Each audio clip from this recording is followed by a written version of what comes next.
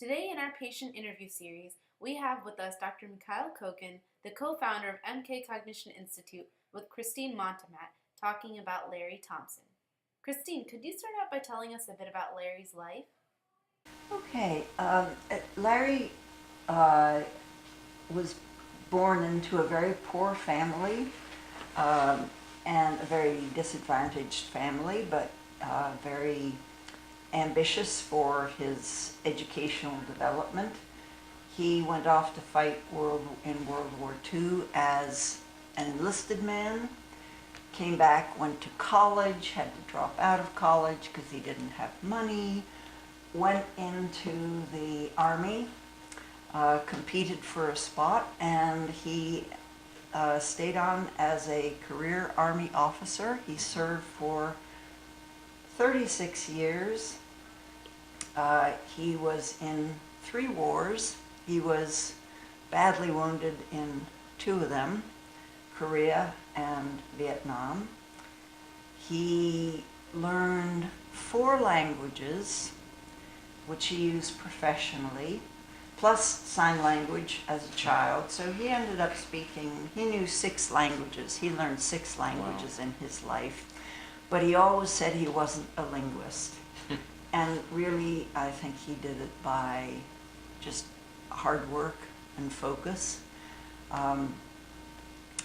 And he was also very physically active. He was a cross-country runner in high school, and in the Army he stayed very fit, and he continued with physical fitness after he left the Army. I can attest to that. Remember this story when I first met him? What? Tell me.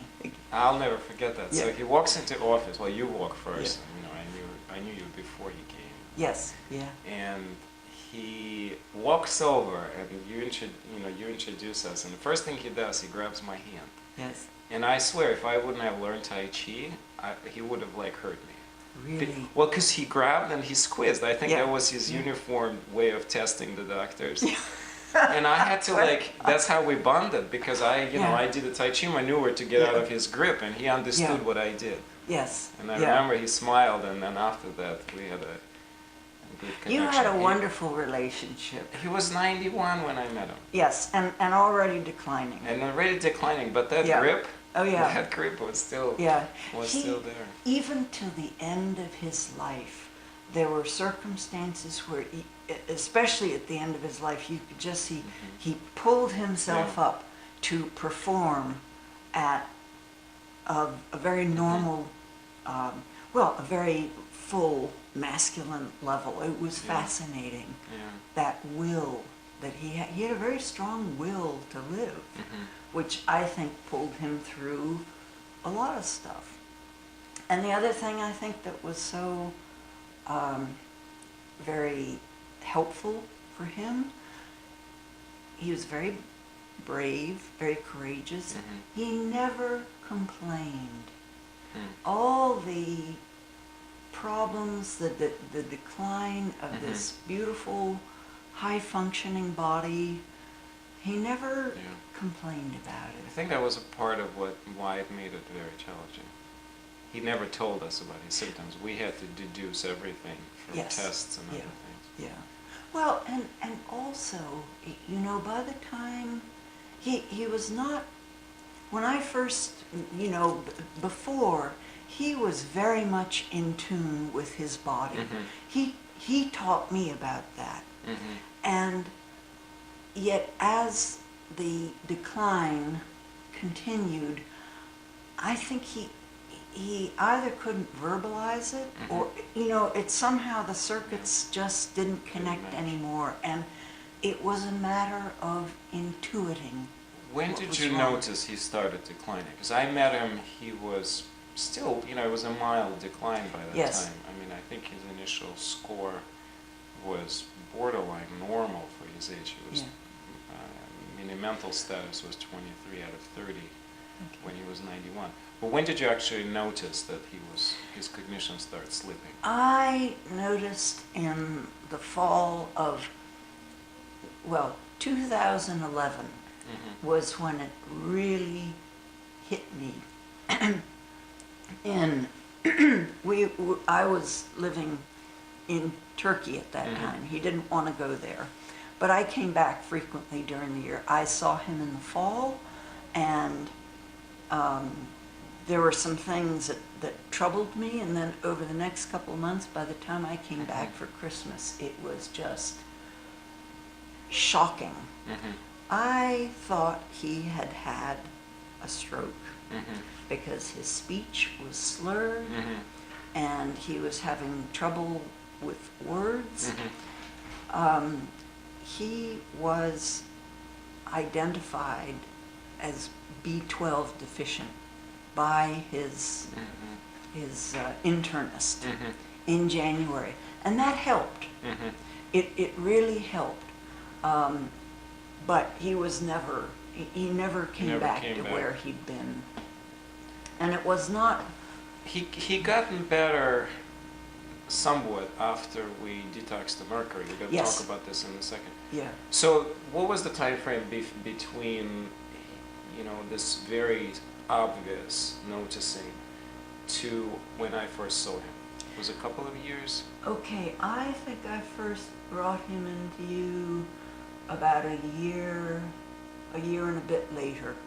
So because you were really, I remember you were really on top of it. You first corresponded with me that you were really concerned, and we got him in within a month or two. Yes. For him to see me, and then when it's all started. Yes. So, how about this? Give us just maybe a couple of minutes of summary of his medical. I think he was clearly a very extraordinary human being, no questions about it. His medical issues were also not very typical, and I'll say more about this, but why don't you just tell us what other medical problems he had? Larry used to, he was a big reader, and he followed developments in North Africa and the Middle East, and he just loved current events, and he read 3 newspapers. He was up all night reading internet, Times of India, Figaro, True intelligence agent. Yeah, till the end. He loved that stuff. It had informed his professional life, and he just loved it. He loved information. Yeah, I bet that strongly also contributed to how slowly cognitively he actually declined, because he was so cognitively engaged with the world. Yes. He was he was very much in his head, and he was also very athletic. He had both of those pieces. I don't think sitting in front of a computer for hours and hours and hours a day is good for us, period. But so he had that, and as his vision declined, that became something he couldn't do. And I think also that cognitively it was getting more difficult for him to sustain attention and put the pieces together, so it just became, the computer became kind of confusing. Right. And I remember the urine was a big problem, right? Yes. Prostate enlargement. Yes, he had an enlarged prostate. The doctor, his urologist, tried to treat it with chemicals, and that went really badly. He could not tolerate that medicine, and I think he had a very, very bad reaction to it, but it seemed to go away. It was one pill, it was 24 hours of him behaving strangely, and then it went away. And then he did have multiple urine infections, and several of them landed him in the hospital, and that was a big hit each time. Do you want to say a few words about that? Well, they finally put a catheter in him, and especially at the first month of sort of getting him adjusted. They never told me about this in advance, but he developed, I think in the space of that first month, I took him 7 times to the emergency room, and there were probably another 7 visits to the urologist's office, because he developed these infections. And it was you, as a matter of fact, who suggested the D-mannose and the dried cranberry, which did so much to maintain his physical health. Because those urinary tract Yeah, I remember infections that. They were taking a big toll. They're horrible. I mean, it's like instant dementia. Right. And when you have somebody who already has dementia, Right. and you take them to the hospital, they do not know what to make of it. They at one point, he was speechless with pain and this toxic backup to his brain. And they said to me, "Oh, you mean he isn't always like this?" And I was like, "No, do something." So that was a challenge for him. It was a challenge for me, and who knows, having multiple toxic backups that affect the brain. That kind of been good. Well, I think it's a perfect segue to talk about, I think, what I see as a kind of a core clinical issue with Larry's cognitive decline. I think toxicity, in addition to a few other minor things, his love for sweets and kind of this borderline sugar and hypertension, those were definitely contributors, but I think the toxicity was the big one. Yeah. Tell us about, he was wounded, so there was some shrapnel in his body. I know he had a number of silver fillings, but he also was eating a lot of swordfish. Yeah, he loved fish generally. He had since his days in the Middle East, where they have good fish, and we used to vacation in Massachusetts, and he loved swordfish. And then in Arlington, there was a restaurant which served nice swordfish, and I would say he ate swordfish once a week for a period of several years. He loved it. It seems innocuous. And when you told him that you had I don't know how you did this, but you decided he should be tested for mercury, and his results came back just practically off the end of the chart. And you said, "No more swordfish." What this was like, oh, and no more sugar too. It's like, oh my. But to his credit, he followed, no problem. If you, not me, if you gave Larry an order, that's right. he was followed. It, It was the soldiers. I was just the sergeant in the kitchen, making sure that he didn't get this stuff. Yeah, from that end, it was very easy to work with him. The questions were not asked. You have to do it. You have to do it. Yes. Yeah. Okay. Dr. Kogan, mercury played a significant role in Larry's case. Could you describe how you would typically approach and treat this? Right. So, I think in Larry's case, the mercury toxicity was the most important contributor to his cognitive decline.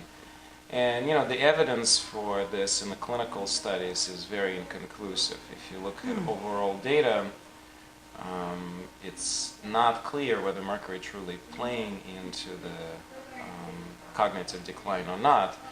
But on individual cases, in case of Larry's, there was a very dramatic difference before and after we detoxified his mercury load. Dr. Bredesen calls this type of a problem, or this type of a contributing factor, or this type of Alzheimer's disease as type 3 or toxic. And at MKCI, at MK Cognition Institute, we developed a very sophisticated way of managing toxic load.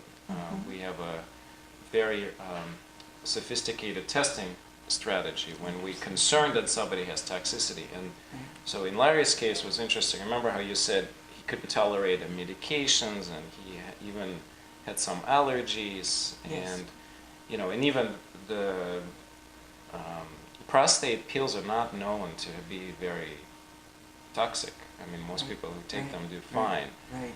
So I think he already had a very high toxic load. So those were hints for me to go ahead and test him for common toxins, especially after I looked at his mouth and we got the history of eating swordfish. Right. It was clear that this should have been tested, and Yeah. until today, I have not yet seen such a high mercury level. So he was, despite his advanced age, I think to our team's credit, we didn't sort of say, oh well, we actually did go ahead and treat him, and what was dramatic that he improved.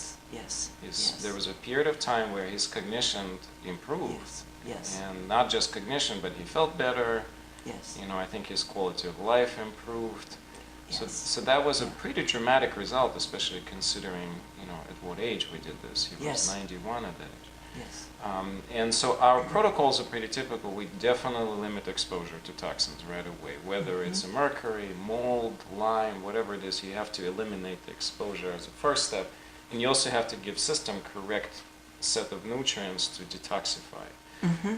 And those are quite individualized, but generally they tend to support each phase of detoxification. Our body has 4 phases. Phase 1, which tends to make toxins more soluble, and there's ways to enhance that with a diet. Things like green tea, turmeric, so they're very strong enhancers of the phase 1, and we gave those to Larry. Then phase 2 is a methylation, where the process and other methylation, transsulfuration, and other pathways where toxin actually gets prepared for excretion.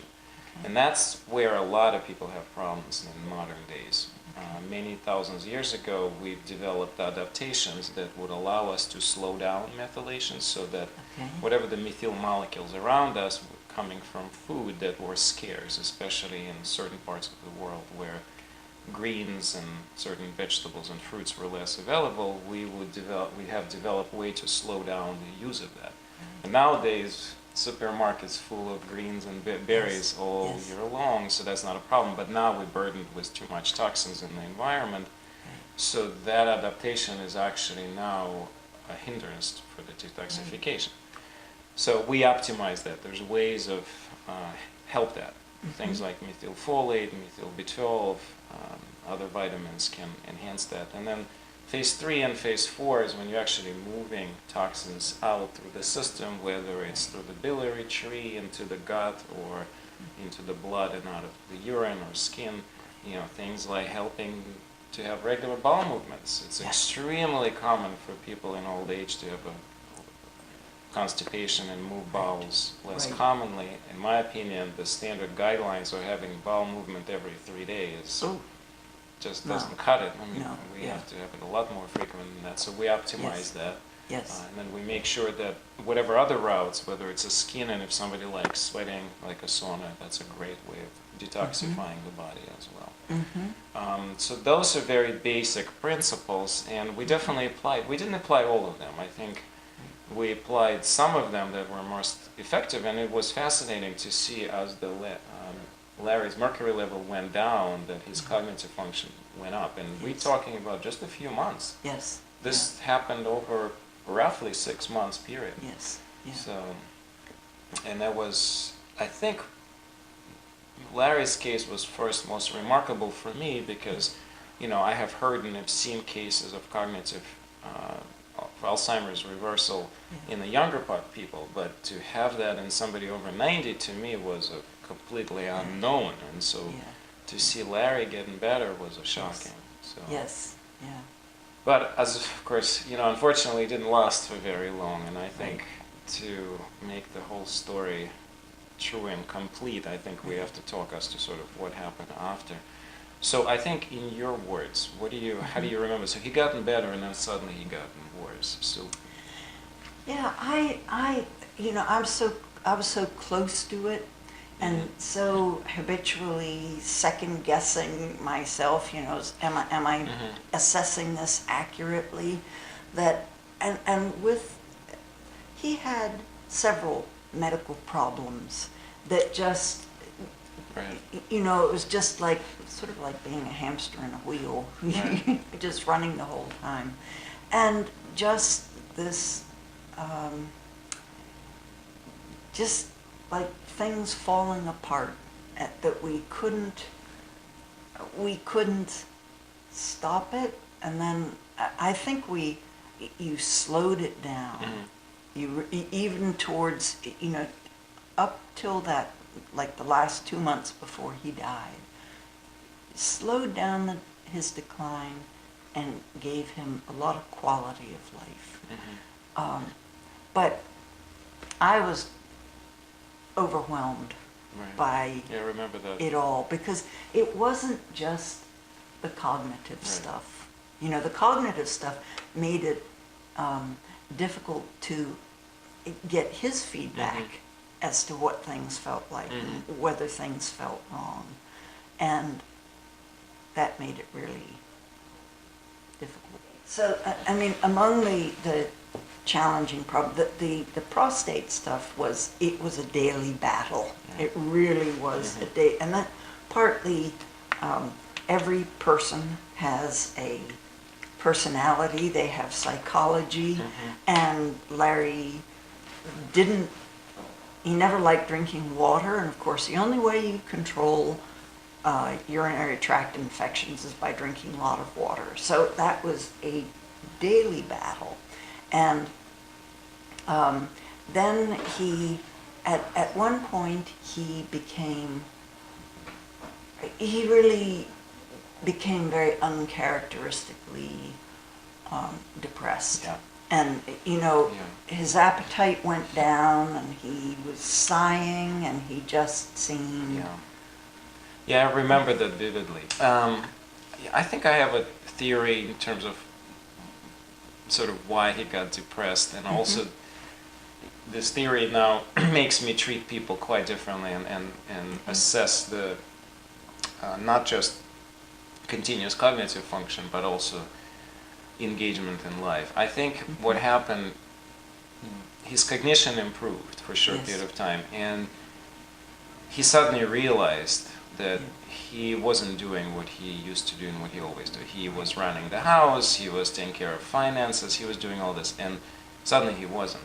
And he realized that he wasn't. And I think I'm trying to put myself in his shoes, and that complete sudden realization, wait a second, control of all those things I used to do is gone. And it wasn't that we didn't realize that. I think we just were not prepared for it, and we didn't know how to give him this, engagement in life back. And I think that's what suddenly caused this massive depression. And he wasn't a very good communicator about those things. He wasn't. He wouldn't try to verbalize and so that we can help him. I think it's just. And now what I do is when I have people who improve, I'm very aggressive engaging them with other therapists. We have in our team we have a game therapist, or I guess that person can be called as a activity therapist who helps people to kind of re-engage. That's marvelous. Not just with the games, but also what is really important for you to do. And we often forget. He was 91, but he wasn't definitely inside himself. He didn't think of himself as a retired. He was, this type of people, they don't retire till but that capacity to do things that he had at such a high level were gone. And I think going backwards, if I were to do something different, that's what I would have went very aggressively to try to re-engage him. Because we didn't do that, and we treated his depression with antidepressant, but I don't think, you think it helped, and I think it did, but what followed that after quickly, and I want you to say what you observed, but then a couple of months later we had that massive irreversible decline that kind of accelerated rapidly. What do you remember? What happened?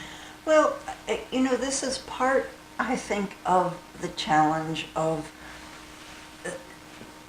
we had this medical crisis, this medical challenge. But Larry's personality was also such, he was very independent. And how I tried to engage him with other people, because he was very sociable. He liked people and people liked him, but he he didn't want to leave the house and go to other, go to a little county program. He didn't want somebody coming into the house. Now, I also have an understanding that greater sympathy, too late, but that with his cognitive decline, the speed of processing slowed way down. And I would say that any change was disturbing to him. Right. Sometimes I'd walk past him and I'd be in a bit of a hurry and I'd see his eyes and sort of like this, it was like neurologically irritating to him. Well, he used to be in control his whole life. Yes. He was a high commander in the army. Yes. He managed large amounts of people. Yes. He managed the household. Yeah. And I think he knew he lost that. Yes. And it almost, in a way, I'm thinking, was this a gift that we gave him, those extra months and year or two of quality, or was it in a way a curse? Because we took him out of that state and made him realize, wait a second, all of that is gone. I don't know if, do you think he got paranoid at some point? Well, there was definitely some component of PTSD that started surfacing at some yes, point. yes, it did. I think, looking back with the benefit of hindsight, I think looking back over our years together, there was this element, which I connect to PTSD, of his wanting to control certain things. And I found it immensely irritating at times to be controlled like that. But, for him to be so concerned about where was I, what was I doing, when would I be back, it was just like, but, again, you get too close and it gets into those dynamics of a person, those interpersonal dynamics, and I didn't see it with the objectivity when a social worker commented to me that he was anxious. It was like, of course, Yeah, so I think that those were all components of kind of an underlying psychological milieu that, yes, in essence, I don't think we did a good job trying to address, but in reality, I don't know if he would have led us to do a whole lot. I think yes, medication was really good because I don't think he would have agreed to doing talk therapy. I don't think. No. I think it was kind of, we tried to engage him in some mindfulness. I know you're very big in this, and I know you tried to do something, but I don't know how much realistically it was to try. What's the old expression? You can lead a horse to water, but you can't make it drink. Right. And he had managed brilliantly throughout his life, keeping these things, sort of compartmentalized, and that's one of the tragedies of cognitive decline, is that these defenses that have worked well, they start to crumble, and then he was at the mercy at the very end of these terrible nightmares. Yeah. But as to your question before, Larry had tremendous will to live. His birthday was August 29th. He died September 10th. On his birthday, one of his daughters called him up. She called up on my cell phone, and I pacified. I said, Larry, it's Karen calling to wish you happy birthday. And he'd been sort of like this. And this was one of these performance occasions where he took the phone and he just straightened up and he said, hello, Karen, how are you? I mean, his voice changed from this sort of quiet, soft, to this, and I mean, I just watched him for a few minutes, and then the phone call was over. She gave the phone back to me, and she said, wow. I mean, it was stunning. He stood up and said to me, I want to live another 5 years. And it just about broke my heart Mm. because I knew he could not live another 5 years. I So didn't want him to. So he really wanted it to make it to 100. Yes. He knew the number, huh? He knew the number. Now this, I think, was a benefit of the Haldol that he was taking by that point. He was in hospice care. Right. And, it's like, forget the fact that he might have a heart attack because of the Haldol. Yeah. It really helped pull his mental functioning together dramatically. So all of a sudden, he knew he was 95 and he wanted to make it to 100. So he had tremendous will to live. And what got him in the end was the difficulty breathing. And before he went into the hospital, we had some terrible bouts of his coughing and, the face flushing, his eyes just, how frightening it is when you can't breathe. He never complained. He never, he wanted to live. Yeah. So, and I wanted him to live. But I knew he couldn't. I knew he was. Well, he had the cascade just started to roller coaster down. He had the small strokes which we missed. Yeah. He didn't, he actually didn't have any sudden neurologic symptoms. He just, I re-examined him. I think it was 6 months after that massive improvement. Yeah. And he suddenly was a whole lot worse. He was a whole lot worse than when he first started. Yes. And I was like, oh, this can't be just Alzheimer's because it's too fast of the progression. And so we did a CAT scan and we found multiple small strokes. Yeah. And we couldn't figure out what happened. Right. But then the COPD started to get completely out of sight, and we tried different things, and we couldn't control it very well either. Yes. Yeah. So there was sort of like, as you said earlier, it was one medical issue after another that somehow, whatever the reason was, I don't know. Yes. And I'm kind of wondering in the back of my mind, he always was saying he wanted to live. Yes. But I think part of him lost that core meaning that he always had, and I think that core was really moving him forward. His will was there, but the will didn't have a framework to operate in. The will was just a raw will there, but it didn't have a container to what to do with it. And I think that's underneath of all of that. Put all the medical side and kind of go into that more of a spiritual domain. I think that's what happened. I think he had you pretty much, and that was it. That was it. And that was it. The house, he wasn't running. His family, they would call your kids and all, but they were not there. Yeah, they were very, you. very, very, very small part of anything. And that world it shrunk too much for him. Yeah, I mean, it's a very, I can't imagine how difficult it was for him, and I will always be impressed and grateful that he didn't complain.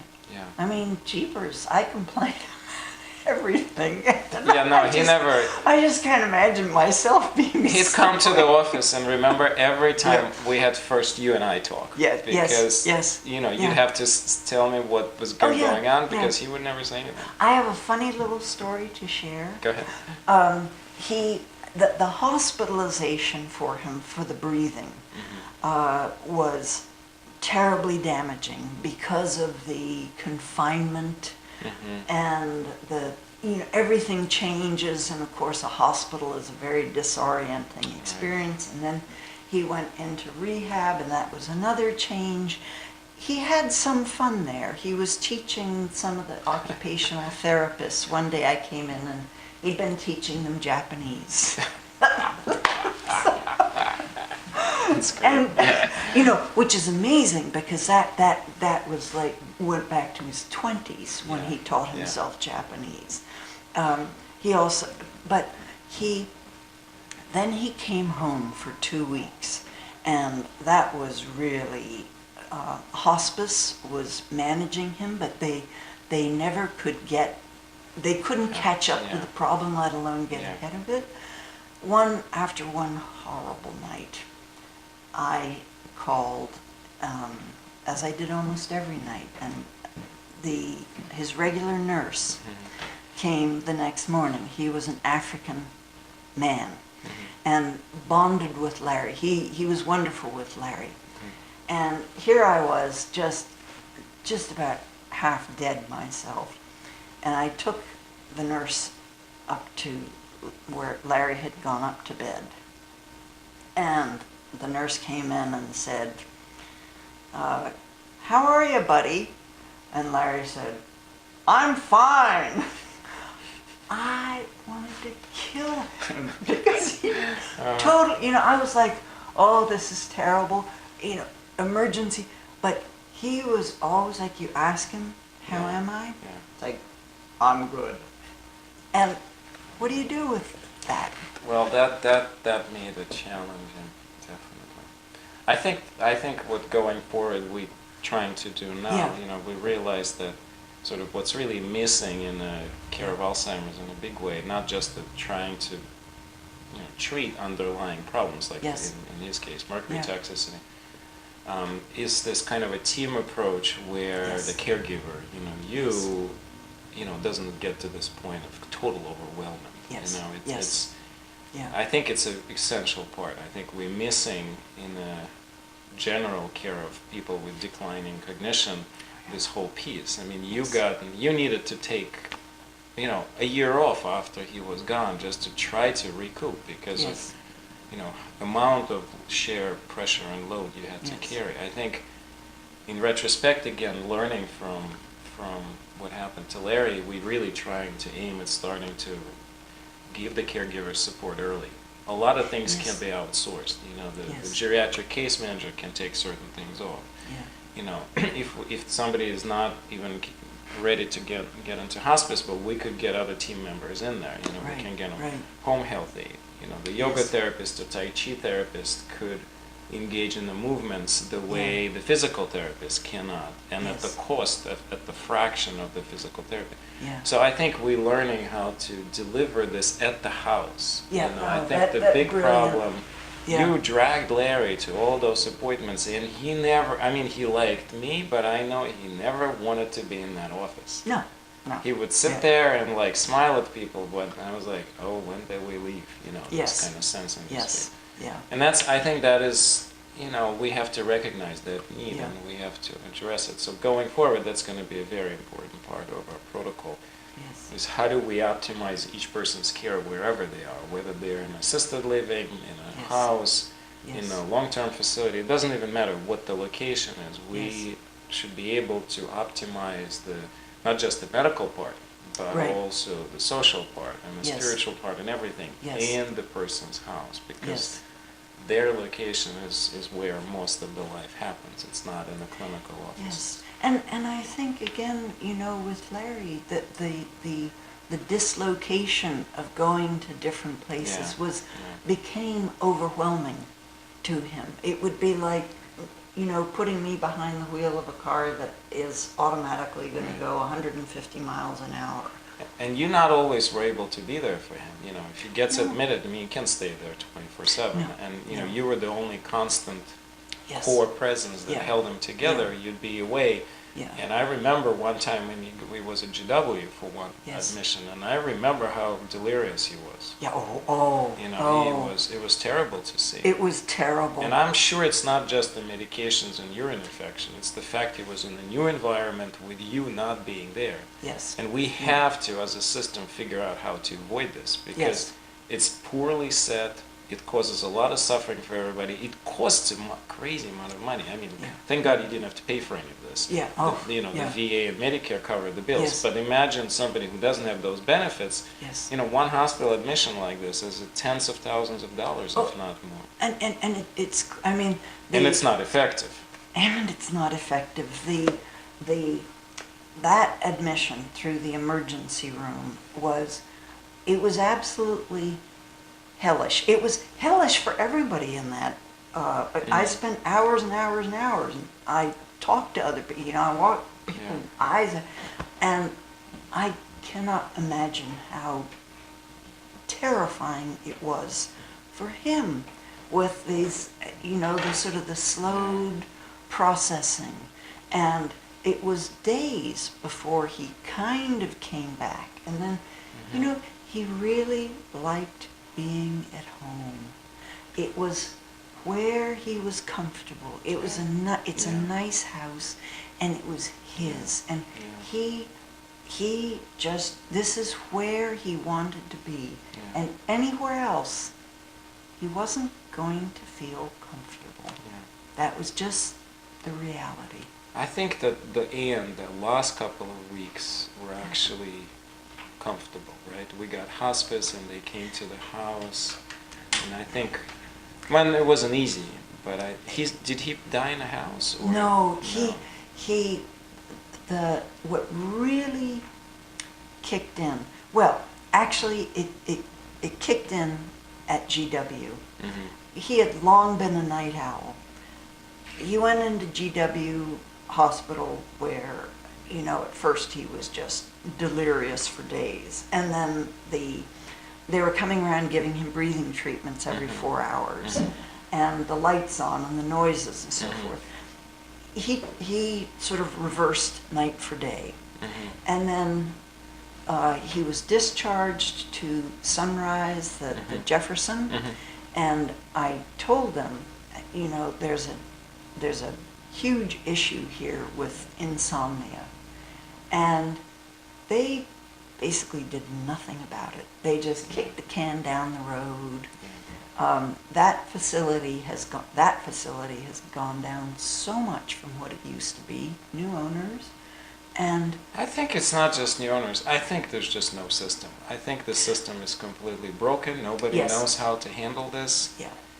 There's a dramatic need for this non-pharmacological interventions that do not cause problems, and they're all there. I mean, the pet therapy, melatonin, music. I mean, it's not like it's a rocket science. All of the tools are available. It's just the system is not interested in finding those new effective ways for a reason. And I don't mean any specific, Sunrise or it's just we don't have a system in place. So I feel passionate. We got to change this. Oh yeah, I agree, because the nurses gave medications that they had 2 nurses. They really needed 3.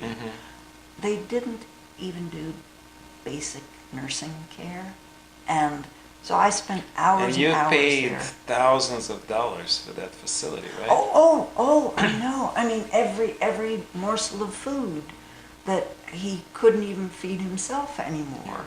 But when he came home, the insomnia was still there, and what we couldn't get to grips with fast enough and get ahead of was that the PTSD was really fueling that nighttime nightmare, so that I'd get him to sleep. So the way I envision this now, if we would have, for our future Larrys, we definitely would have a team to come over to the house, and we would manage that PTSD, and we would normalize the circadian rhythm. In situations like this, things move so fast. Trying to get him to the office and to have it's just unrealistic. It's you don't see the issue too much. You don't understand what's happening.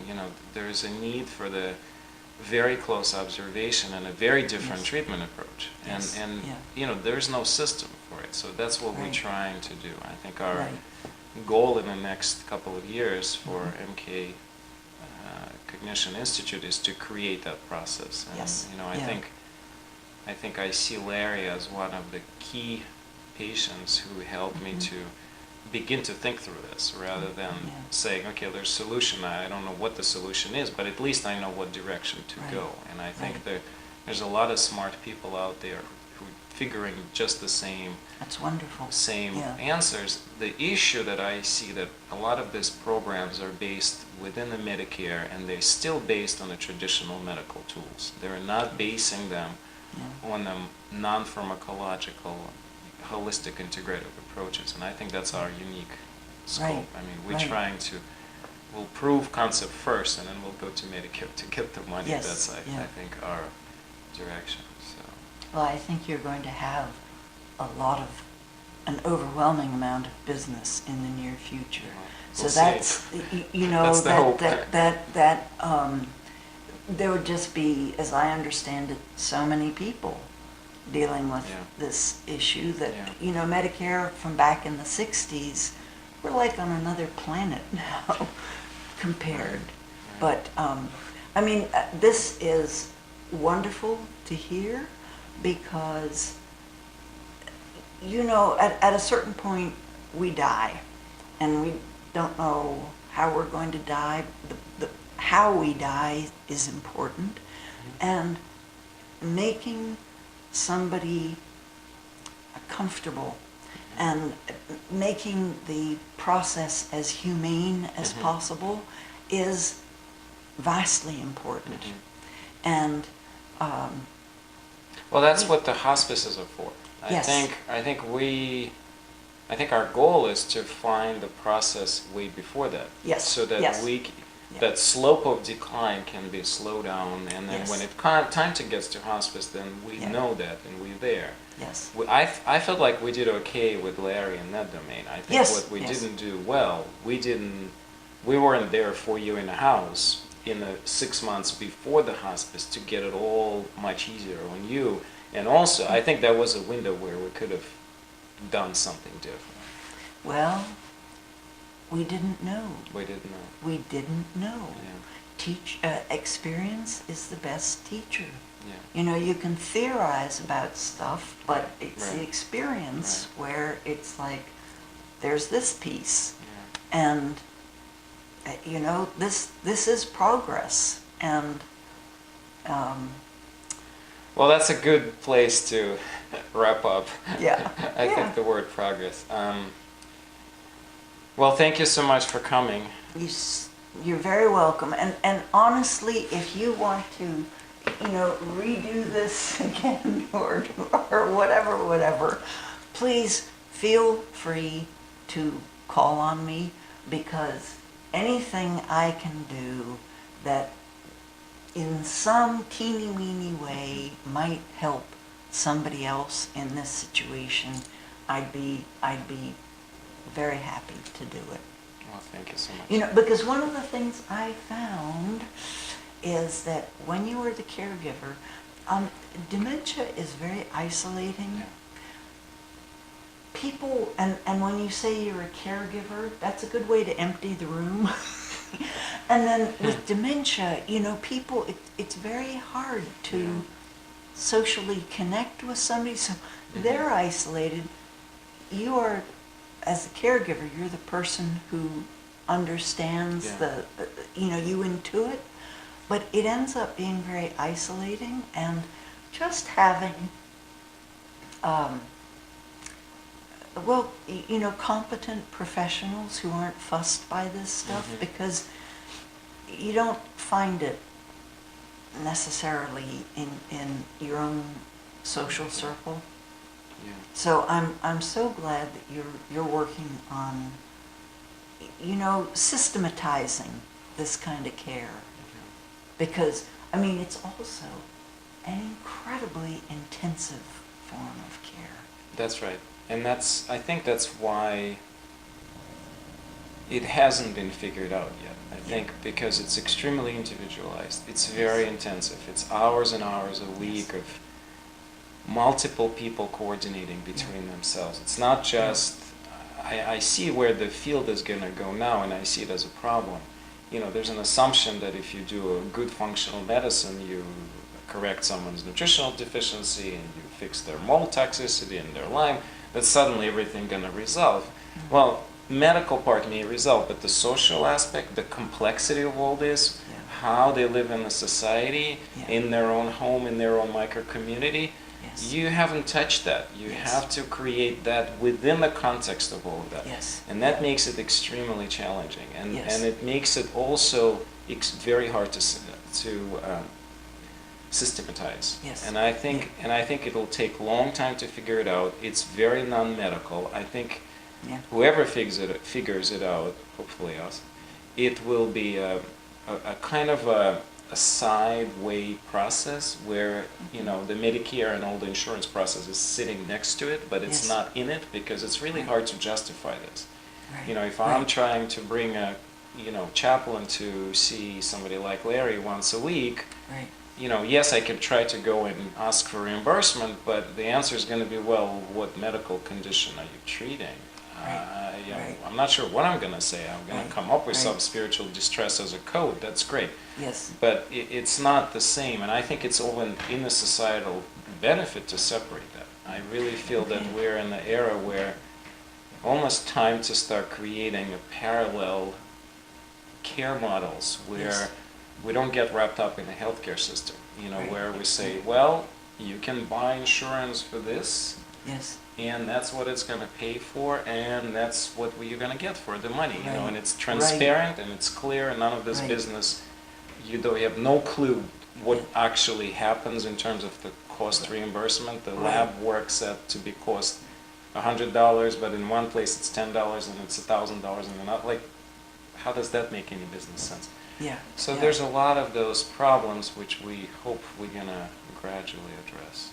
Well, That's our and goal. I mean, the idea, we are a hyper-individualistic society. Absolutely. And, you know, it's the doctor and the patient. And an awareness that, does the patient have a significant person in their lives? Better, do they have Mhm. a caring circle? You know, the bigger the better. But in terms of that being, really, that's the location of the treatment, Yeah. that's countercultural. I mean, Absolutely.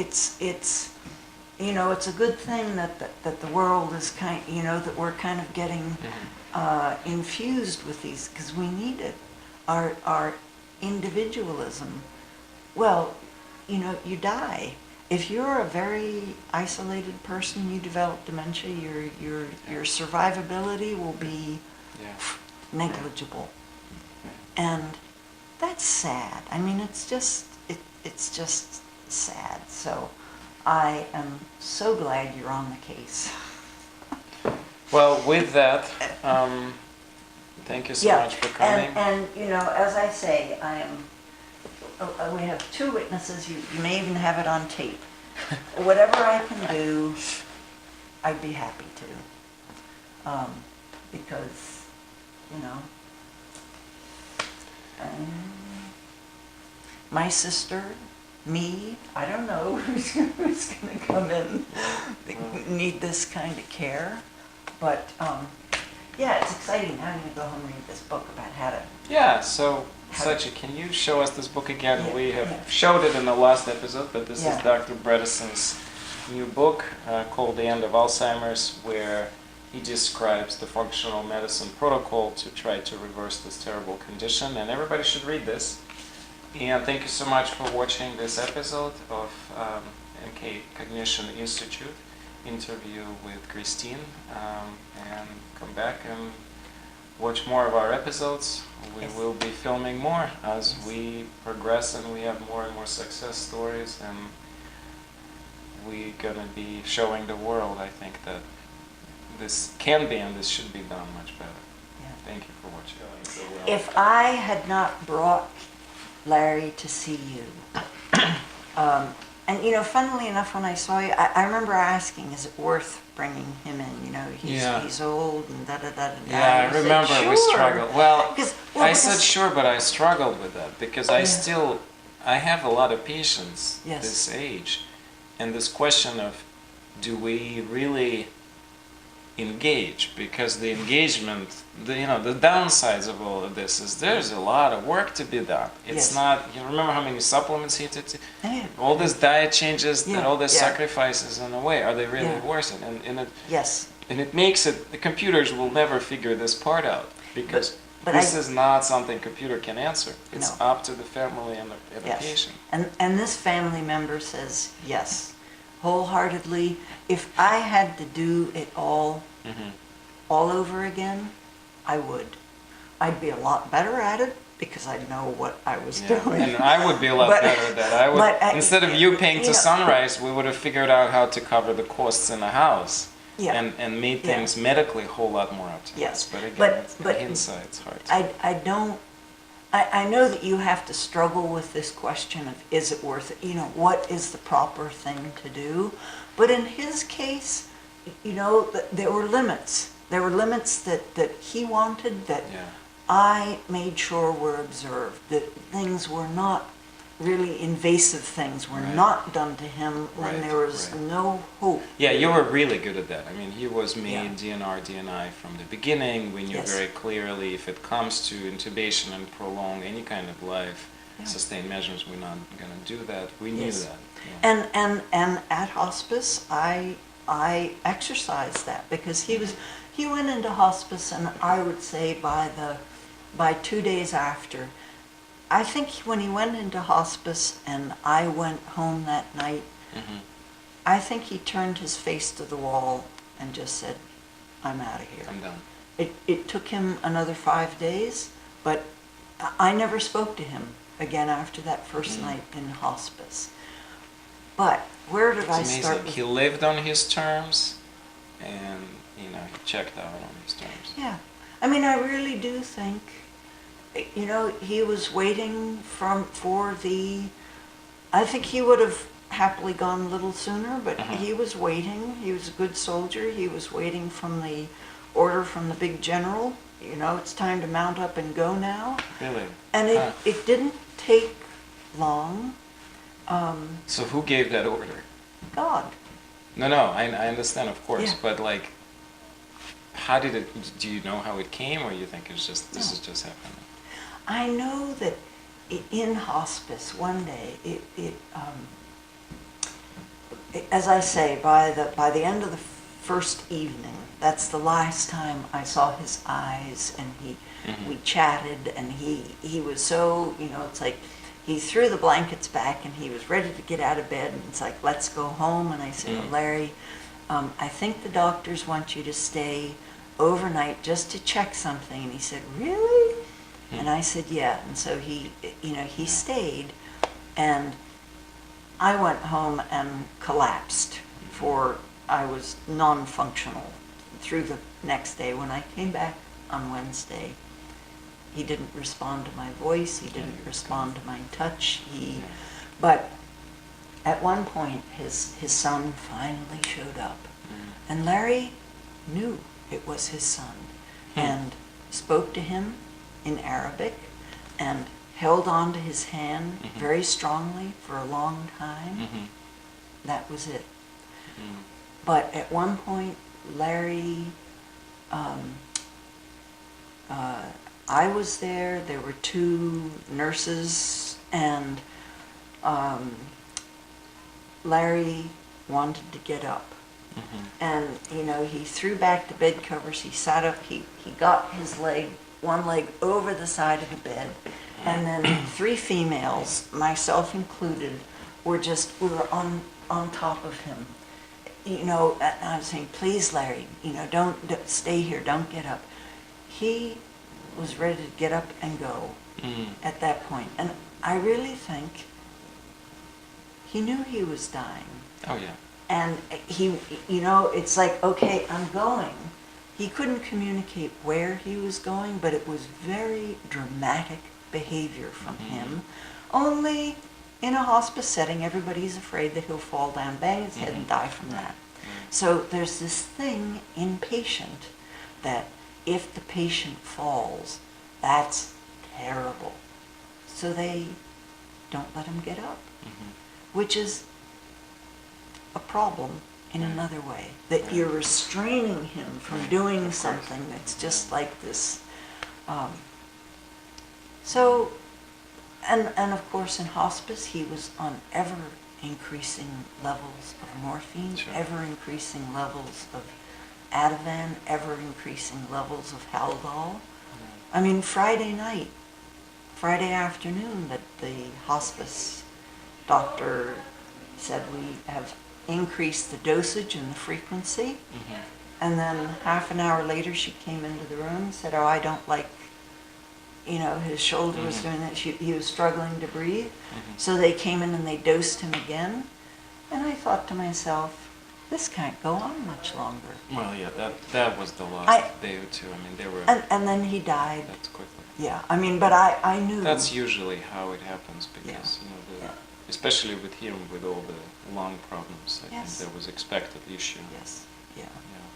But it was, up till that point, he wanted to live. I am glad that he could live. I am deeply grateful that he didn't suffer for a long, long time. And I didn't suffer for a long, long time. He never got to the point of this kind of complete disconnect. You know how you often imagine people with end Alzheimer's just curled up in a bed. And yes. Yeah. He never got anywhere near there. Like my very good friend Sarah, her mother spent 11 or 14 years dying from Alzheimer's, and it was horrible for her. I see that as a feature in every one of our patients, that whatever we put as a plan, the one consequence of that as always is that we arrest that decline at certain point, that we're not seeing patients being in this complete bed-bound, totally non-talking, non-communicating. They're all getting older and they decline on a different slope. Yes. But the cognitive piece doesn't get, and I think that's a huge improvement as is, because it gives families a lot better time with the loved one.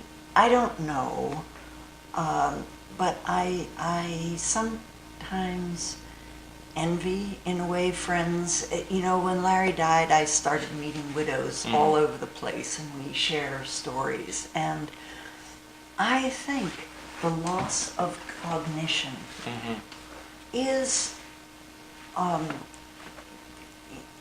particularly painful way to lose somebody. I've had friends, one friend whose husband, degenerative neurological condition, couldn't move a muscle. He could still speak, and there was a connection to the person, to the day he died. And with Larry, there was still a connect, but we lost so much. We lost so much. And I think to get to that point where somebody is just,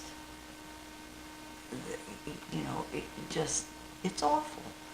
Because the body lives on, but what use is the body without the person inside it anymore? Only, what do you do then? You can't. Well, maybe it's a kind of a philosophical signal for our entire society. We don't value our elders.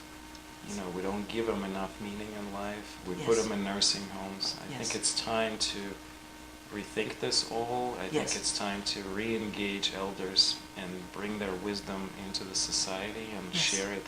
Yes. And, I don't know, it seems seemingly like a large task at hand, but I know a lot of people are trying to accomplish this. Yes. Yeah. Let me give you a hug. Yeah.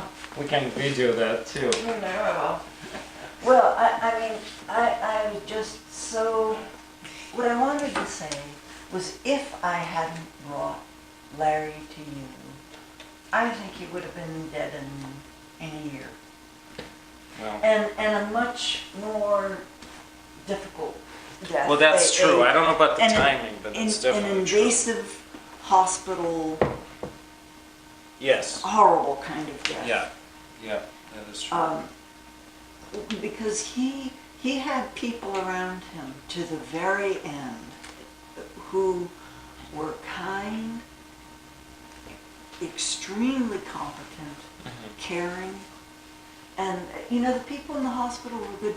People at hospice, amazing. Yeah. But to be in hospice, to look back and know that he got the best possible that anybody knew how to do. I did the best I knew how to do, or could do. Is there better?